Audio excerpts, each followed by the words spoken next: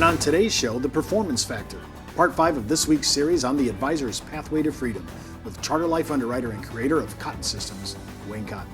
Hi everyone, I'm Steve Savant, syndicated financial columnist and contributing author to Backroom Technician and Insmart. Let's get down to business. Well, welcome to the show, Wayne. Day 5. Yeah, you doing okay? Yeah, I'm doing great. I love it. Well, I welcome you to the whole world of Wayne's World here. Usually it's Savant's World, but we're talking about Wayne's World, and we're talking today about the principle. This performance is an issue, and I keep thinking, I'm back to yesterday's attraction marketing where I'm going, I know, 2,500 leads. What a great job, Steve. And you're going, what? That's really hurting you. It's not helping you. It's like I'm changing my mindset because performance I thought was like, hey, I just pushed 2,500 people through my practice this year. And you're saying, yeah, but they didn't fit my profile. We've talked about 4 principles before this one, right? Getting clarity of your purpose. You want the money freedom, you want the time freedom, you want the freedom to grow, you want career satisfaction, clarity of profile, knowing exactly what your best case scenario looks like so that you understand your sweet spot. By the way, you reprofile every year. Mm-hmm. You don't just go there once. You reprofile every single year. And with profiling, it's like you walk into a room, there's a dartboard on one wall, and you get good at throwing darts at that dartboard, and you start hitting it more and more all the time, right? And then the next year, now you got the skill of throwing darts. You got the skill of the process, right? And so you take that dartboard, you put up a new one, because now you reprofile, you got your new best case scenarios. Now you got the skill, and you're doing more business all the time, right? You can grow your business very substantially every single year. It doesn't have to go up and down and around at all. It can go up and up and up by this concept.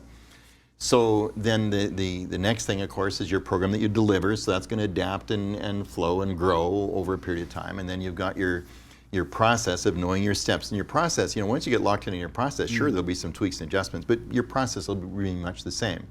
I mean, I believe that I could go back in the field now after 18 years, after selling my practice and now working with advisors all the time. I think I could go back in the field, parachute me in almost any city. I think I'd be back to the top of the table within 3 years at least. At least at that level. Maybe I could do it in 2. Yeah, absolutely. But by understanding this stuff, right? Now we come to the last principle, which is performance. So performance is understanding your process well enough that you can pick out the key performance indicators in that process. You don't have to manage everything. I watch people, dialing for dollars and, measuring how many dials they made.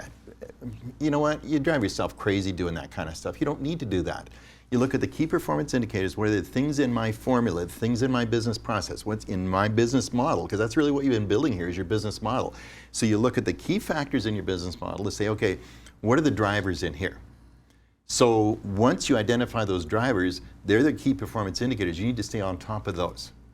And so like one of the things that we teach people is to use a process we call CARE, Cotton Activity Results Engine.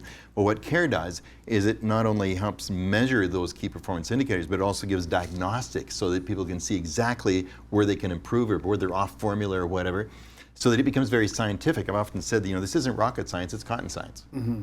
It's just a scientific methodology of growing a business and growing a better life. And so when it comes down to performance, then these key performance indicators are critical. Now, but there's another factor in here as well. That other factor is your 90-day strategy. That's really about performance. Mm-hmm. Because with your 90-day strategy, what you're doing, I have a process at No Brown Days called 90-Day Wonder.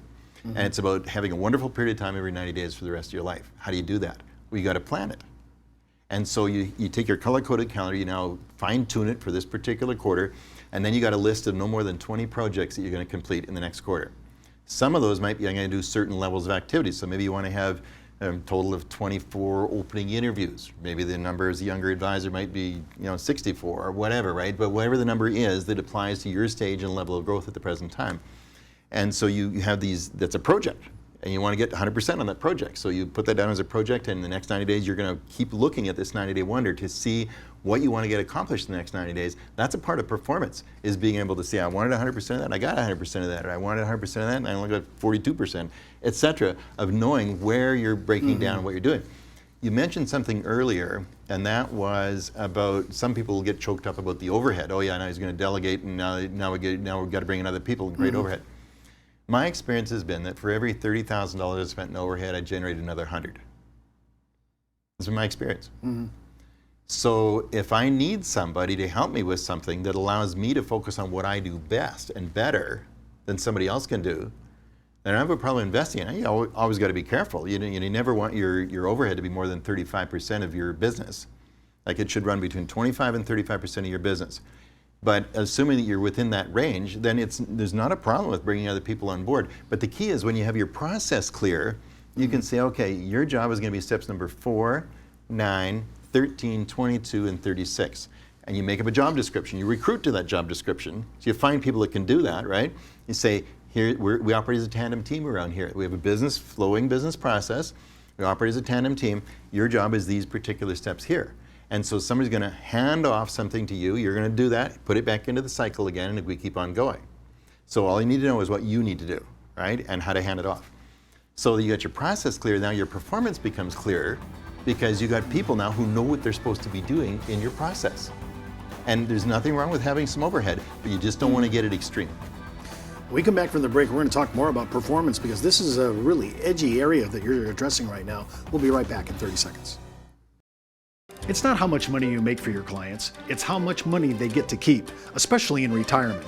But retirement income could cause Social Security benefits to be taxed. One tax advantage alternative is life insurance designed as a non-modified endowment contract that can generate tax-free income without taxing Social Security benefits. These contracts offer differing funding options depending upon your client's risk tolerance. For more information on how life insurance can be part of your retirement planning, just email me at steve@downtobusiness.tv. Brought to you by Ash Brokerage, the practice enhancement company. Welcome back to our second segment. We're with Wayne Cotton. And Wayne, you talked about your 90-day wonder. Why don't you walk me through that? That sounds pretty cool. Well, there's an old expression from the insurance and financial business about somebody being a 90-day wonder. They come in, they fly high, crash and burn, they're gone in 90 days. And you say, oh, that's a 90-day wonder. Well, that's a pretty negative connotation. And at one point, I was trying to build a 90-day calendar. This was back in 91. I was trying to build a 90-day calendar that would help me with performance. And so I got toying with it, and I was meeting with an old buddy of mine, and I was telling him about my 90-day calendar, and I said, I'm trying to figure out what to call it. And I said, I've been thinking about different things. He says, you ought to call that a 90-day wonder. And I said, 90-day wonder? That's a negative term. Not to me, it isn't. And he'd been a bachelor for many years. He had a number of 90-day relationships. He said, 90-day wonder? It's fabulous, Wayne. Gary eventually got caught, and I was MC at his wedding, and there's a picture of him and his wife and 4 of his previous 90-day wonders all in arm, like he just nice guy, whatever. Anyway, the name stuck, 90-day wonder. It says if you know what you want, you can say no to what you don't want. So you create one of these each quarter. So you take your annual roadmap, and under the first P, under purpose. Now you condense it and fine-tune it here in the colored calendar. So that means that you're going to rework it here to the things that are happening in the current quarter. You're going to take a look at when the kids are out of school. And in my case, I love going to drag races. So when I was on the road a lot, I'd get the listing where the drag races are. I'd put them down. And so I could make my calendar adjust to what I wanted, right? Okay, I'm still freaking out that I have Wayne Cotton on here and he's talking I'm into drag racing. So okay. Yeah. All right, continue. So anyway, bottom line is you figure out what you want from a time calendar first. Then you go to your project calendar. So here's the projects you want to do, and you got those projects all outlined here. So you want to do a performance review. That's what you do every 90 days. What did we accomplish in the last 90 days? Then you look at your present issues. What are our present issues? And the list, when you look at the past 90, there's some things still undone. So now the list is going to expand. You look at the present issues, and this is open forum. Like you and your team and whatever. Like you talk about what are our present issues, what's preventing us from moving forward. And so we make a list of those, and then we lay out our quarterly strategy. So what's the past 90 days, the present issues, the next 90 days. So we lay out a quarterly strategy, and everybody does. So each staff member, each team member has it, and you'll notice that it has blue sky up here, what we want to do. Maybe we want to bring on a new team member or build a web strategy or whatever. Green machine, we got a certain number of activities that are going to lead to results. This is the money part of it, right? These are the activities that are going to lead to results in terms of revenue. And so maybe it's so many prestige reductions you want to set as part of precision marketing talk. You want to schedule so many previews, you want to open up so many prospect situations. This would be more of an advanced advisor, right? We're talking about the advanced version. Maybe you want to bring in 15 new clients in the quarter, and that's, for some people it might be 15 new clients in a year. So it all depends on these are your numbers, right? It's what you want to do. You make a list of what you want to accomplish. This one here, you can only get 50% of that one done, and maybe you only get 50% of the new format for client segmentation. I call gapping your files, growth, active, and passive. It's different than regular client segmentation. But whatever, you got your projects here you want to get done. At the end of the quarter, you can go down and you can measure what you think what you did get done, right? Mm-hmm. And it's really cool to look at your final score. Now, I even put personal things on here. It says, Brenda, 10 dates in the quarter. It says weekly gab with the kids, daily dad gab. You know, my dad was 85 years old. I decided I want to have a daily dad gab with my dad. I put that right on my 90-day wonder. I want to talk to my dad every single day. He was living in a seniors facility. I would go over and saw him every night at 9 o'clock. We had our daily dad gab. You know, he loved it. He didn't know it was my project. He loved it, but so did I. Mm-hmm. You know what? He lived 99 years, 9 months, and 9 days. Wow. Not bad for a guy that was born on the 9th day of the 9th month of 1909. True story. Wow. Isn't that something? So I'm a niner, right? Mm-hmm. So anyway, bottom line is, I did this for the rest of my dad's life. Mm-hmm.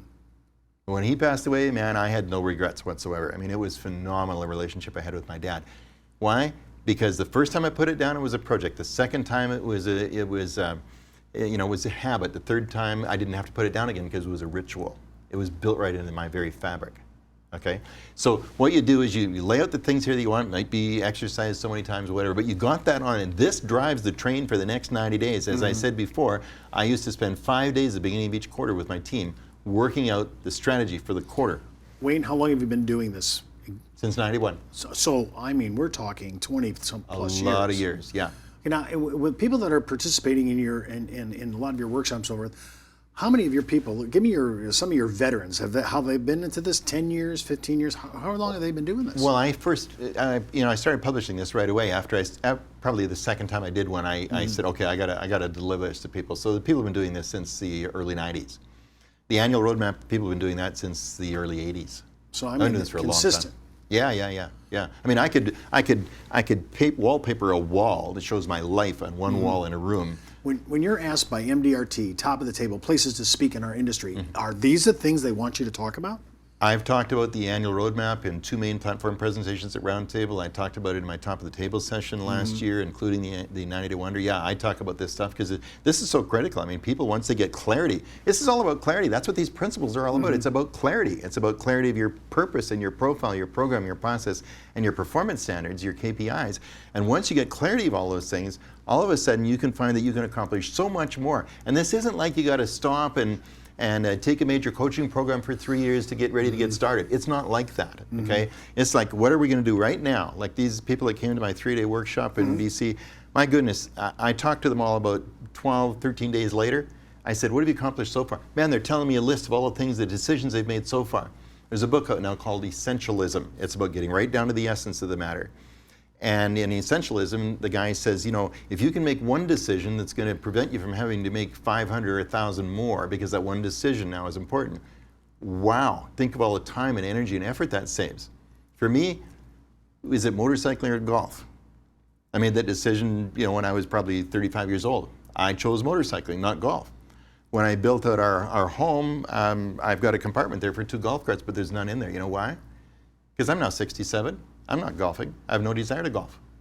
I made one decision back then. It was motorcycling, and I motorcycle a fair amount. I made that decision, and that decision overrode a bunch of other decisions, right? So know what you want so you can say no to what you don't want. All you golfers, sorry about that.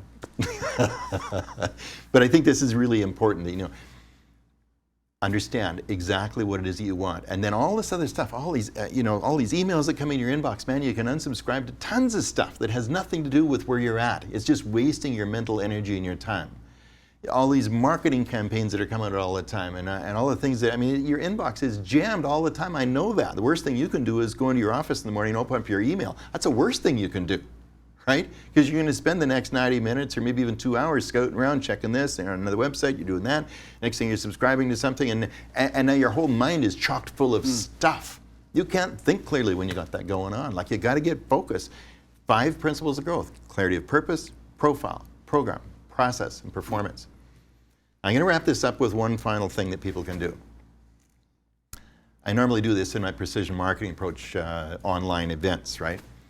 But I'm also going to send you to another website. It's called mycapabilitygap.com. You know, I believe we grow through goals or gaps. Goals are where we set a plan. You know, this is design growth. We set a plan. We're going to figure out where we're going to go, what we're going to do, and we lay out our plan, and away we go, right? Default growth is what happens when you're going in one direction. Boom! All of a sudden, you're way over in left field here somewhere, and you're saying, "Who am I? And now what do I do? And where do I go from here?" Right? We all get default growth. My strokes were default growth. I learned I had a gap, a health gap. I thought I was perfectly healthy. I was exercising all the time. I had a gap. And then I realized, of course, I got a health gap. When I investigated, it was a sleep gap, sleep deprivation. When I investigated further, it was a thinking gap because I had a busy mind, busy all the time, no rest. So gap factor is important. Now I'm going to send you to the website called mycapabilitygap.com. My Capability Gap is a place where you can go and you can download a worksheet and you can download a class, a recorded class that I did for you. There's no charge for this. Download the worksheet, download the class. And having listened to all these things that I've been talking about now in your program this past week, think about these principles, think about what I've taught you, and complete the Capability Gap exercise. It's going to open your mind to a whole new world. And you're going to realize that you can do multiples of what you're doing right now. You can do it in less time, you can have more fun, and it's amazing what you can do. So mycapabilitygap.com. Well, that's all the time we have for today. Remember, before moving forward with any of the ideas on our show, always consult your tax advisor, legal counsel, or your broker-dealer compliance officer. Missed an episode? Just hop onto our video archives. And remember, you could be wiser as an educated advisor. I'm Steve Savant. We'll see you next week.